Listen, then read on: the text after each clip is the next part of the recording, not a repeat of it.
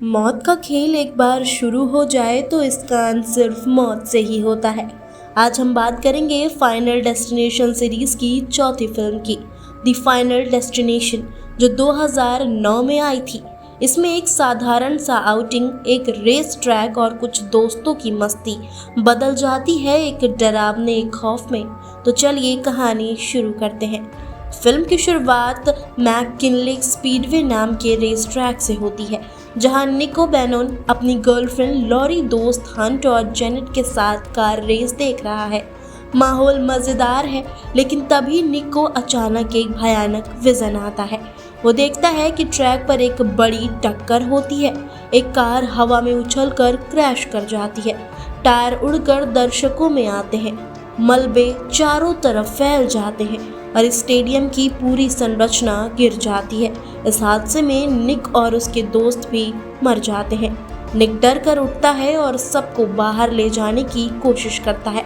वो चिल्लाता है कि यहाँ से निकलो। उसके साथ कुछ और लोग भी बाहर आ जाते हैं। जॉर्ज, जो कि सिक्योरिटी गार्ड होता है, एंडी, समैंथा और कैटर नाम का एक आदमी। कुछ ही पलों बाद वही हादसा सच में हो जाता है, लेकिन ये लोग बच जाते हैं। सबको लगता है कि अब खतरा खत्म हो गया है, लेकिन निक को पता है कि मौत इतनी आसानी से हार नहीं मानती। पहले कार्टर की मौत होती है, उसकी कार वॉश के दौरान हादसे में। फिर समांथा अपने बच्चों के साथ पार्लर जाती है।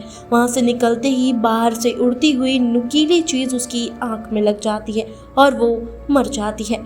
निक को एहसास होता है कि मौत सबको उसी क्रम में मार रही है जैसे वो विजन में मरे थे। निक और लॉरी बाकी बचे लोगों को चेतावनी देते हैं, लेकिन हंट और जेनेट इसे मजाक समझते हैं। निक बार बार नए विजन देखने लगता है और समझ जाता है कि अगले नंबर पर हंट की बारी है। हंट की मौत बेहद डरावनी होती है। वो एक स्विमिंग पूल में आराम कर रहा होता है, तभी उसका हार्ड सक्शन ड्रेन में फंस जाता है और उसका पूरा शरीर अंदर खींचकर टुकड़ों में बट जाता है। एंडी की मौत एक वर्कशॉप में होती है, जहां एक नुकीला ऑक्सीजन टैंक विस्फोट कर उसे मार देता है। अब बचते हैं सिर्फ निक, लॉरी, जेनेट और जॉर्ज। निक को लगता है कि अगर वो किसी की जान बचा ले तो मौत का चक्र टूट सकता है।